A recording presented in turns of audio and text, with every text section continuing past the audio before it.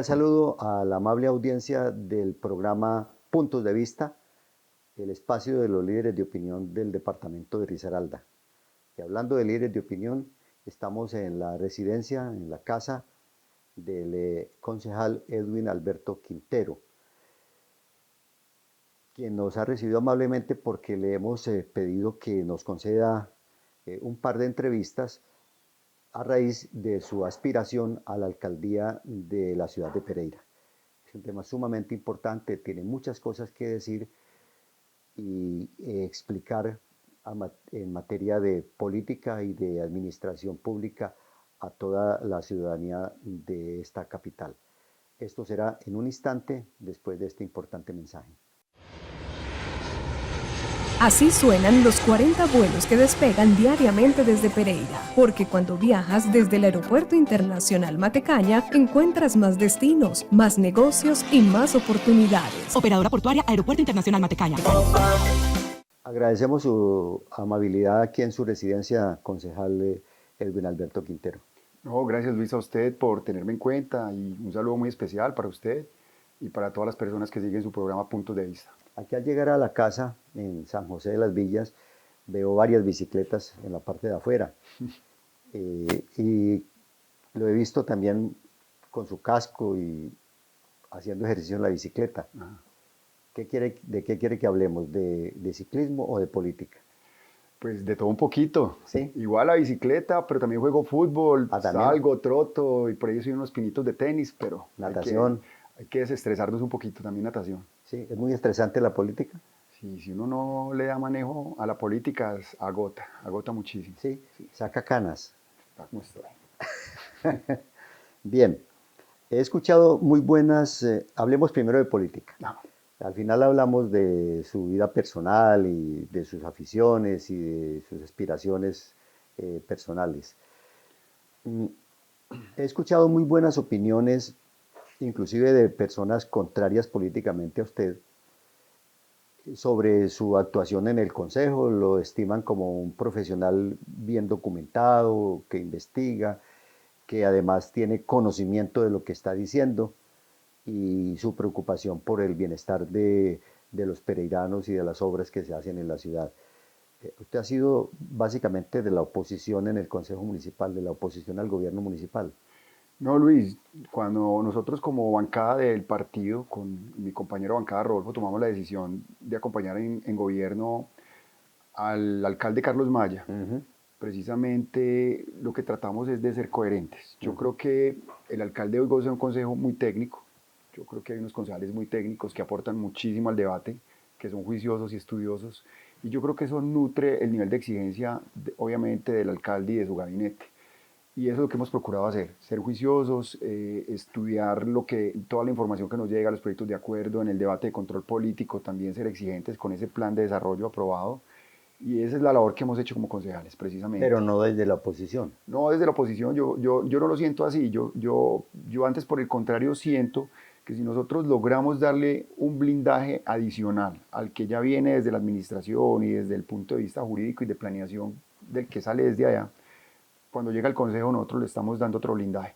Y yo creo que si ese estudio es exigente, nos estamos cuidando tanto nosotros como concejales y cuidando también la administración y obviamente cuidando el patrimonio de los pereiranos. Claro, lo hemos visto, sin embargo, en una actitud de análisis y de resistencia a ciertas cosas que el alcalde Maya ha propuesto en el Consejo.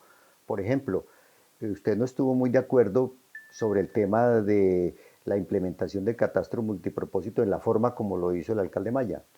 Sí, yo pienso que ese proceso de catastro multipropósito, desde que se le empezó a delegar a los municipios, me parece que no es producente para uno como alcalde o para la administración municipal. Y son varias razones. La primera, el polo a tierra. Estamos hablando que cuando es un ente de carácter general como es el IGAC, que es una entidad del orden nacional, sabemos de que si estamos hablando de equidad tributaria y justicia tributaria, porque el impuesto predial, o mejor el avalúo catastral, nos sirve de base para muchos impuestos. El único local es el impuesto predial, pero de ahí partimos. Impuesto de registro, escrituración, hoy con la reforma tributaria, ganancias ocasionales, patrimonio. Es decir, este avalúo catastral afecta mucho. Y cuando nosotros estamos hablando de justicia y equidad tributaria, estamos hablando del país. porque somos un país centralizado, pues una república unitaria.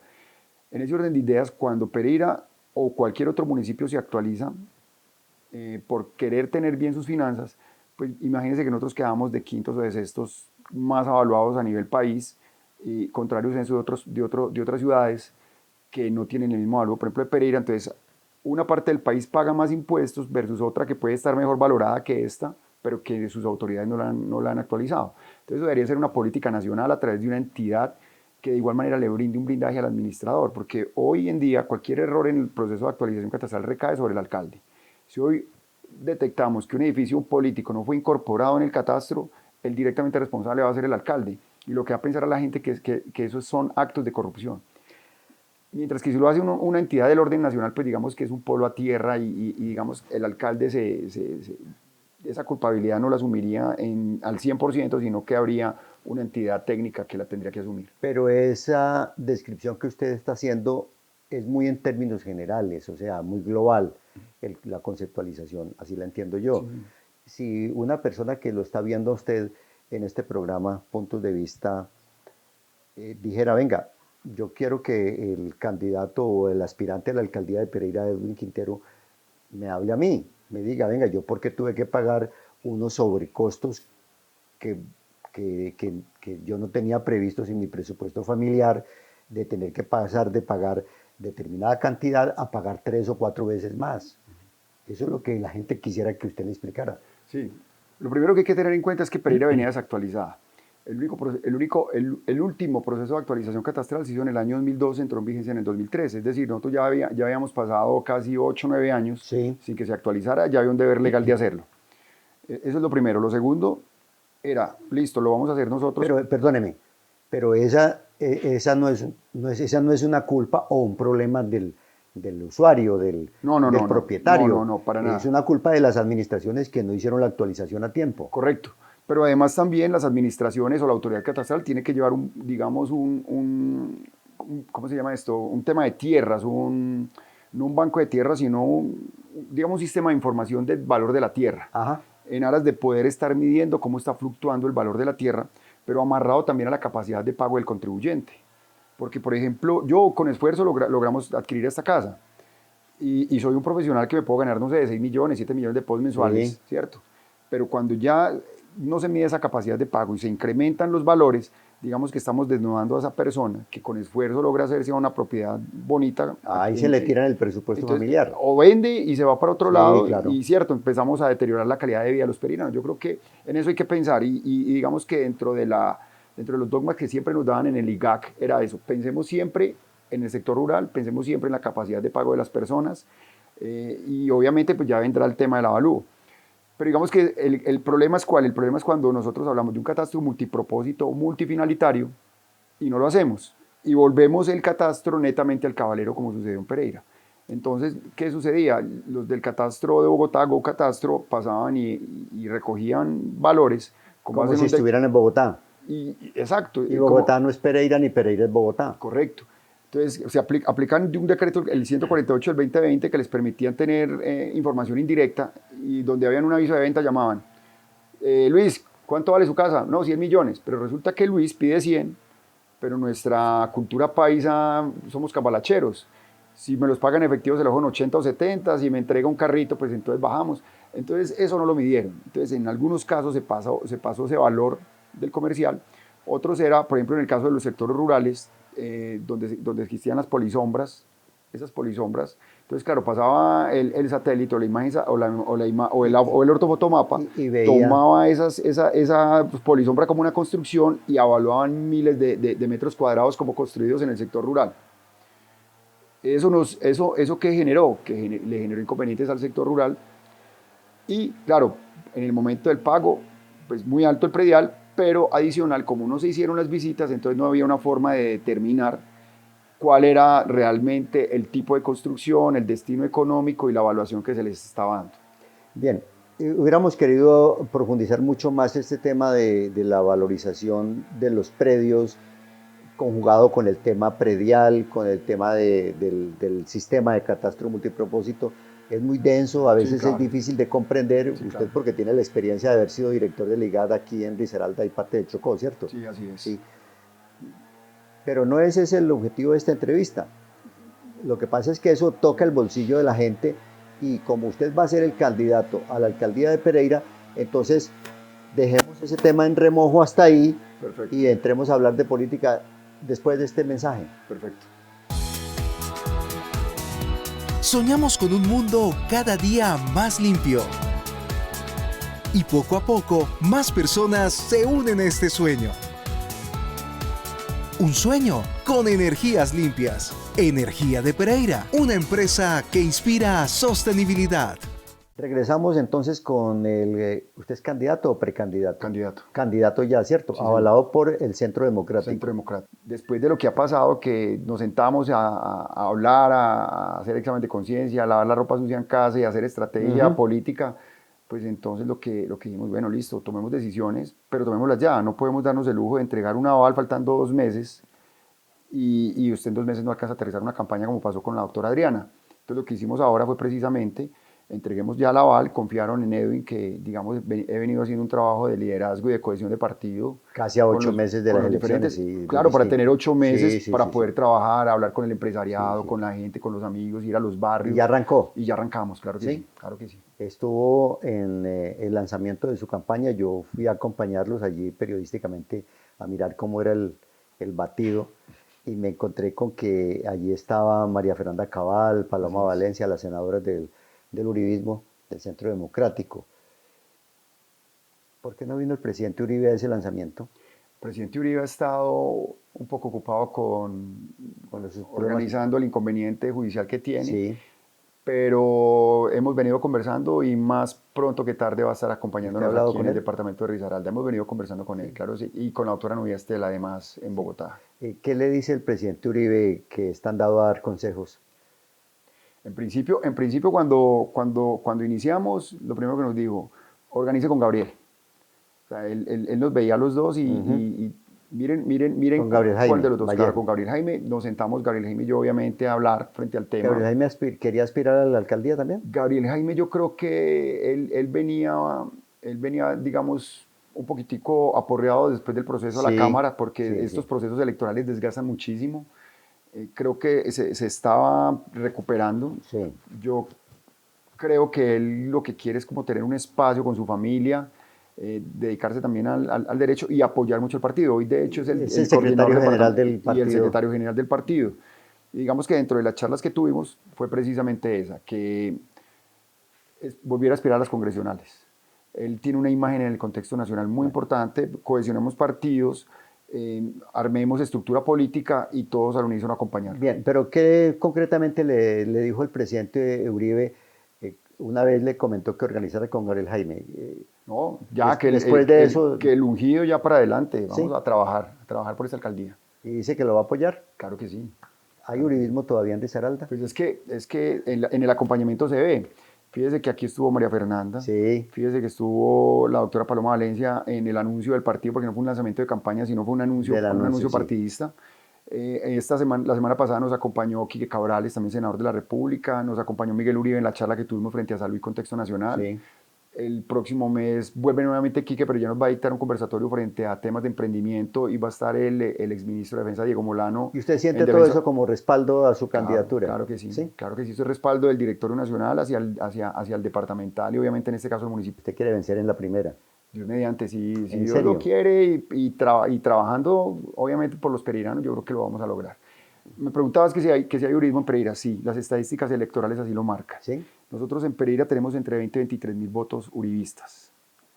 Y algunos ya han salido del redil, pero los estamos trayendo nuevamente al redil, que en las primeras de cambio lo que estamos haciendo es eso, conversar con la gente y traerlos, generar esa confianza de que podemos hacer el trabajo, que hay una muy buena hoja de vida, que tenemos el carisma, que le llegamos a la gente, que tenemos conocimiento de ciudad y que podemos trabajar para que el partido... Eso no lo discute nadie y la gente lo cree así, yo lo he sentido. ¿Sí? Y de aquí para adelante, entre todos y obviamente acercando otros sectores, Partido Conservador, el Partido de la U, algunos sectores del Partido Liberal y alternativos y progresistas, poder formar el equipo que nos permita llegar. Pero lo chévere es que tenemos 7 meses para lograrlos. ¿Qué necesitamos? Reconocimiento.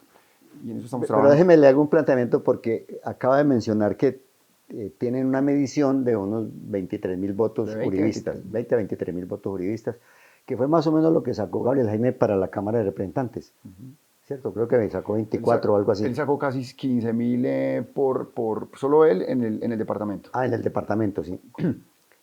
Eh, Ahí hay un tema importante y es que la maquinaria de Juan Pablo Gallo y Sami Merek, de la cual vamos a hablar un poco más adelante, creo que ya en un segundo programa porque se nos agotó el tiempo aquí, pero quería resolverle ese tema.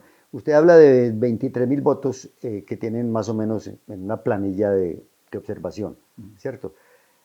Esa maquinaria de Juan Pablo Gallo y Merek tiene aproximadamente entre 40 y 45.000 votos. Sí.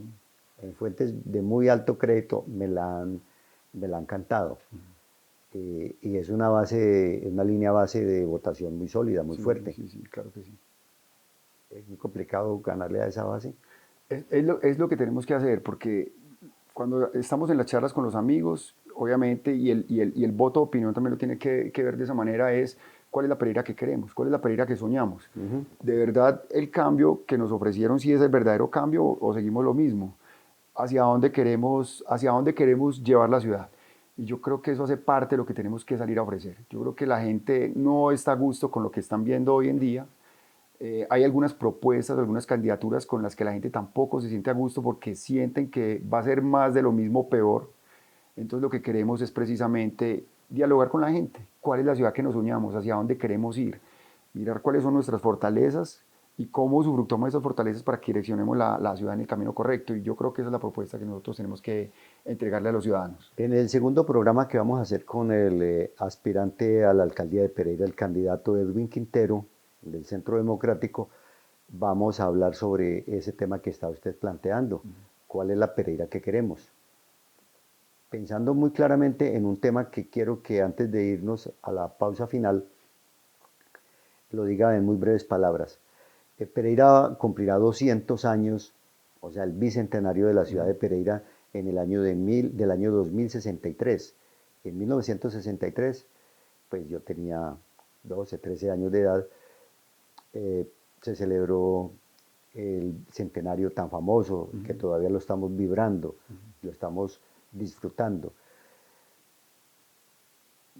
Quiero que me responda después de esta pausa, ¿cómo sueña usted la Pereira del bicentenario? En un momento. Muévete sin ruido y sin emisiones. Con la seguridad de nunca quedarte sin carga. Energía de Pereira. El futuro es ahora.